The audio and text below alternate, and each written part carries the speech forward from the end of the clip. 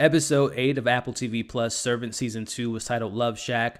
Dorothy and Sean get a hopeful sign. Leanne and Julian get to know each other better. Hey, what's going on, everybody, and welcome back to my channel, Movie Files. Elliot back again with my weekly recap, breakdown, and review of the latest episode of Apple TV Plus Servant Season 2. We're talking Episode 8, which was titled Loveshack, and there's definitely a double meaning in that title. We're going to break it all down. We're going to talk about Uncle George and the woman he was talking about. Who's manipulating who, Leanne or Julian? Let's talk about it all. We're going to break it all down, this spoiler discussion, but before we dive into it, as you can see on the screen now, make sure you're following me on all my other social media accounts, which you can find those links in the description below. If you are new to the channel, welcome to the community. Consider subscribing to the channel, and while you all are at it, make sure you hit that notification bell. That way you can get the alert for when I drop new content. It would mean the world to me if you all can like and share this review. It helps out the channel a lot, but I also appreciate all the support. And in the comments below, I do these reviews every single week to interact with you all. So let's go ahead and have a discussion about episode 8 titled Loveshack. Let me know your pros, your cons, your thoughts, your theories, the deeper meanings of certain scenes, and of course what you hope to see in the final 2 episodes of Servant Season 2. Let's have a discussion about it in the comments below. So, initial thoughts coming out of this episode.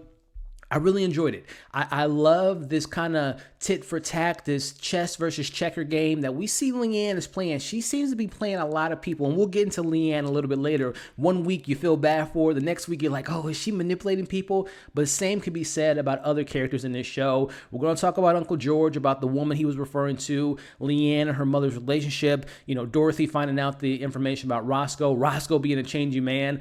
I enjoyed this episode. The pacing was great.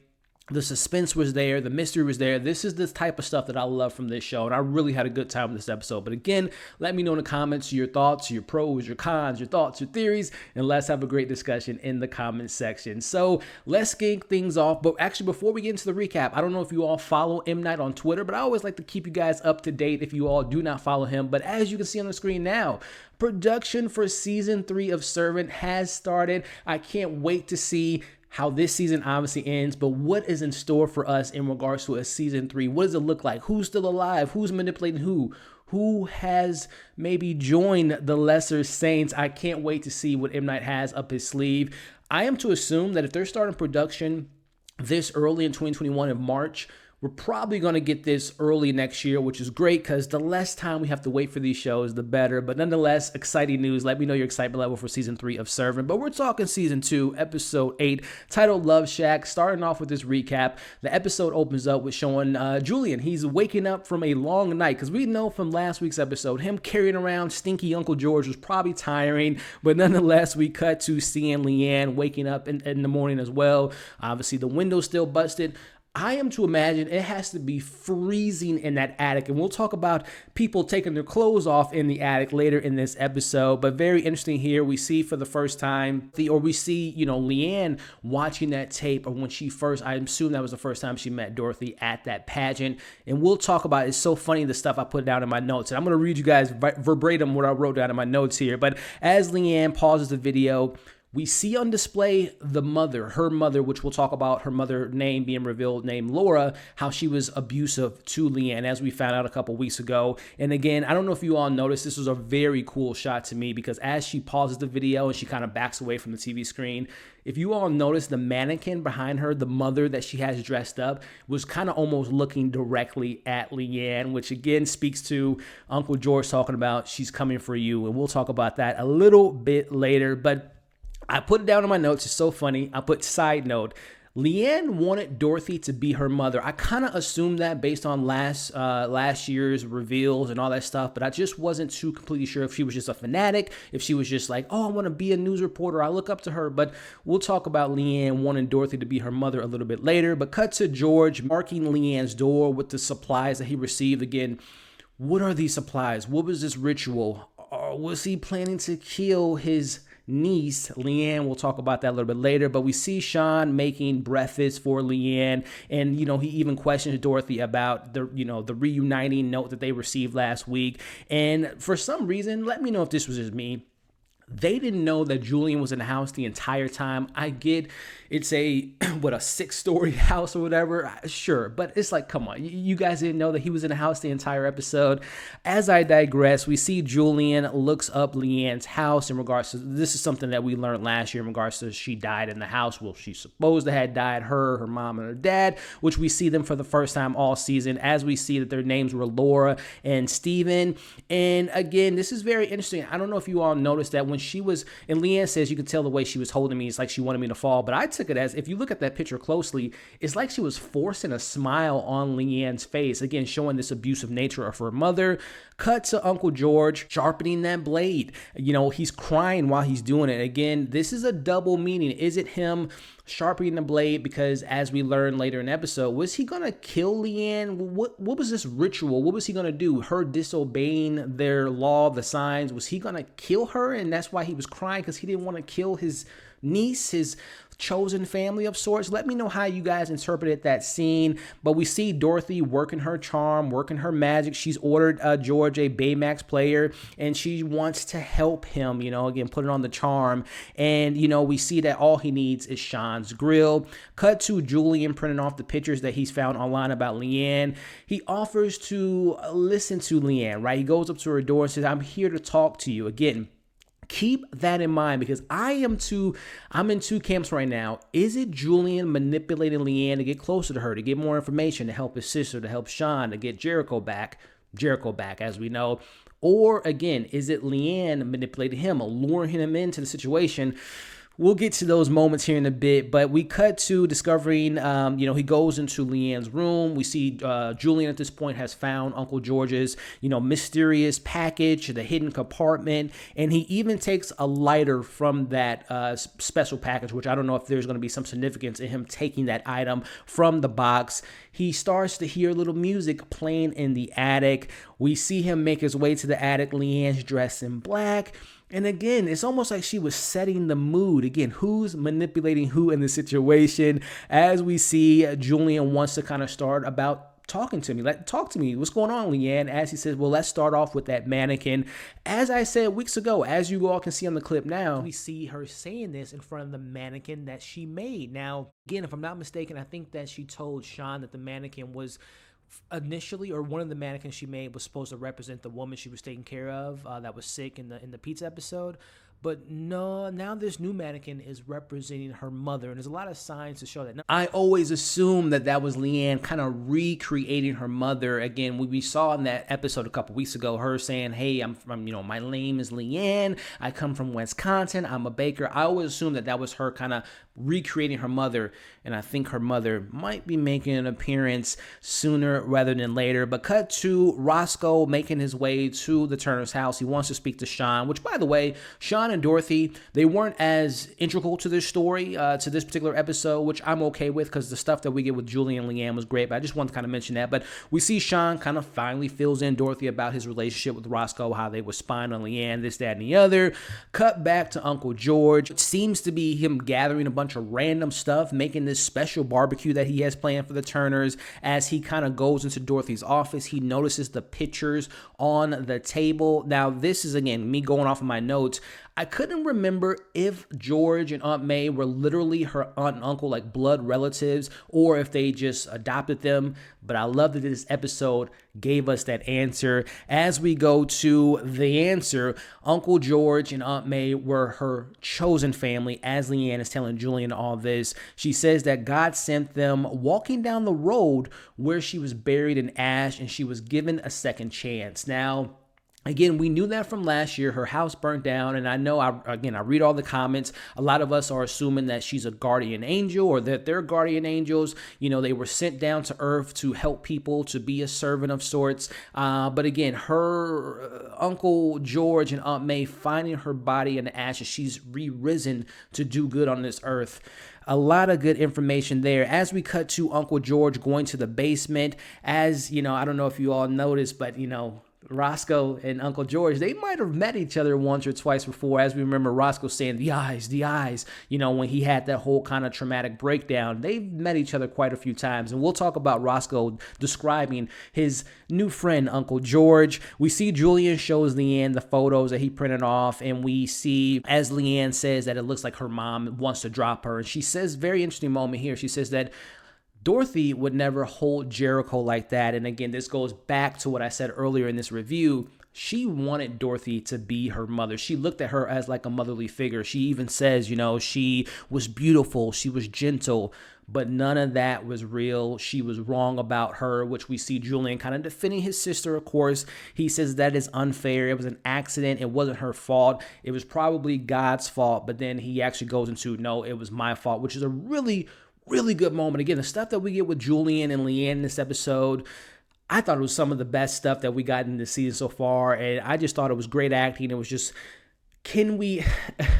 are they kind of falling for each other? They both have these tragic kind of, well, I don't want to say tragic because we don't really know how Leanne, or I should say Dorothy and Julian were raised. But in regards to this recent information, they both have tragic kind of backstories, right? He's lost his little nephew, and obviously we know that Leanne has had her kind of rough upbringing. So they have something to relate to, but they also might be manipulating each other to get information from each other. It's a lot to look into with these two characters. But we cut to Uncle George placing these items that he found in Dorothy's office in that hole in the basement, which I think that the basement still has a lot of significance. It's not just a metaphor for the foundation of this family falling apart. I think that there is literally something that we should look into with this basement situation. Julian plays Leanne a phone message, which kind of dives into his character and what he struggles with. I mentioned it several weeks ago that I am to assume that Sean is so heavily wanting to help his wife out because he feels bad. He has guilt about leaving his family. The same could be said about Julian as we see him playing this message that his sister left him. You hear the baby crying. She's struggling. She's a first-time mom. Her husband's out of town. There's a lot on her shoulders. I'm not condoning what happened, but you can see again, mother struggling, wants her brother to come by. She says like, oh, just come by. But she's saying, help me. I need help in this situation. And, even Leanne says, what am I supposed to feel bad for this? She asks him, why didn't you go? He mentions that he had a drug problem, obviously, right? We know Julian's a partier. He said that he had some good drugs, and that was his response. He blames himself for not going. And this is a really great line here. And this is something I think we can all relate to in regards to when you pretend that something terrible happened, you pretend it never happened, it eats inside of you. And that's something that we all suppress trauma. We all suppress our pains. And I kind of love that episode. And this is, to me, what goes back to them having that connection, because we go into a story that Leanne shares with him. She goes into, her mother had a fondness of this green dress, which alludes to why she dressed the mannequin in green. And we see her go into the story. She talks about she put her mother's favorite dress on the burner because she wanted attention. She wanted her mother's love, which she never got. And we learn that that was the reason why that house burnt down. Again, they have this tragedy. They have things. They have this trauma. They're both suppressing. They both feel guilty for what they've done in the past, which can explain why they're able to connect potentially. As we go to a really big reveal. As Roscoe, we're noticing Roscoe isn't going in the house, right? Or he goes in the house to get Dorothy some water, but he doesn't want the Turners to go in the house. And he tells them why. It's because he was told by somebody, aka Uncle George, not to let them in, not until sunset. So we know Roscoe and Uncle George have been communicating. When he went to go get that water, he was talking to his best friend, Uncle George. Cut to Dorothy, obviously like, I'm not taking any of this. This is my house, right? She storms in the house. She goes straight to Uncle George. And he says, oh, relax. I'm just preparing, right? I'm preparing for this reunion when the clock turns. And she's like, okay, that makes sense. She's, he calms her down a little bit, right? We see Roscoe is now leaving the house. And this is a very big moment because Roscoe tells Sean's he's changing for the better. He's changing. Ever since he met him, they're not like us. They're special. They want to help. Listen to them. Is Roscoe manipulated? Is he a part of Lesser Saints? Has he been changed for the better? Has he been changed for the worse? Are they angels? Are they demons? I don't know, but a very interesting moment because Roscoe has now kind of embraced Uncle George, Aunt May, and the Lesser Saints. And I think that Sean hearing that, they want to help. And we'll talk about Sean and his hand being healed. I talked about it many, many weeks ago. I'm going to have a clip that I'm going to play for you all in a little bit, but cut to Julian and Leanne. As I had mentioned, she sets the scene, right? She's setting the mood. We see Leanne goes in for the kiss, and she stops for a second, which goes back into, let me play you all this clip that I had mentioned a couple weeks ago. Need more to dive deeper into with Julian. Again, him not being a believer, what he's faced in the past. Has he come across this cult in the past, ladies and gentlemen? Is that something that we can maybe theorize there? But nonetheless, I kind of love that we get the onions peeled behind this character that always seems to be joking, doesn't take things too seriously, doesn't believe in things. But I am to assume, based on this episode, that sooner rather than later, Julian's going to find something to believe in, and it might be the Lesser Saints cult. So you see that clip there? Is Julian being recruited to join Leanne? Is he going to be on her side? Is he going to protect her from his own sister? Let me know your thoughts on that. As we see, she says early in the episode that music is a temptation, that anything good is dangerous, and we see that they continue to kiss. And again, this just goes into me going into, is she recruiting him? Are they genuinely falling for each other, or is Julian manipulating her? But more importantly, where is Natalie? Have you guys thought about that? Where has Natalie been this whole time? Did they break up? Has she been kidnapped? Has she been taken hostage by, I don't know, an Officer Reyes, the Lesser Saints? Where has Natalie been this whole time? Cut to Uncle George playing Loveshack, which is a very double entendre in that title of this episode. It's a song by the B-52s, and it begins to, we see him banging his head on the wall, which I assume is a part of his ritual. But check out this article that I found about this song, Loveshack, as it kind of goes into the double meaning of this song in regards to, as you can see from the artist talking about what they wanted the song to mean, a place where you can go, you can be free, you can have fun. It almost kind of correlates into the Lesser Saints. Be free. As we know, Roscoe mentioning, he feels different. He feels change. He feels for the better. So I love maybe, and this is just me theorizing in regards to the title of this episode, a place to be yourself, essentially. Lesser Saints, Roscoe being recruited, Julian, maybe Sean later on. Let me know your thoughts on that. We cut to, and then obviously the Loveshack, the other meaning of Loveshack, we'll get to that here in a bit, but we cut to Sean seeing his hand getting better from the medicine that he received from Uncle George. Again, they are special. You can trust him. Sean's now trying to maybe trust Uncle George, potentially. Cut to George. Now he has meat in his hand. We see that he's going upstairs, but there's a news clipping, which I like this news clipping. It's a very interesting moment because we see the news reporter talking about children whispering their wishes into Santa's ears, which is a sign of manipulation. They should just tell them, what they want for Christmas. They shouldn't do this because it's like playing games. I love that scene because it plays into this episode, right? Because Leanne was not whispering, but she was telling Julian kind of her secrets, her past, kind of manipulating her. Or we can look at it on the other side.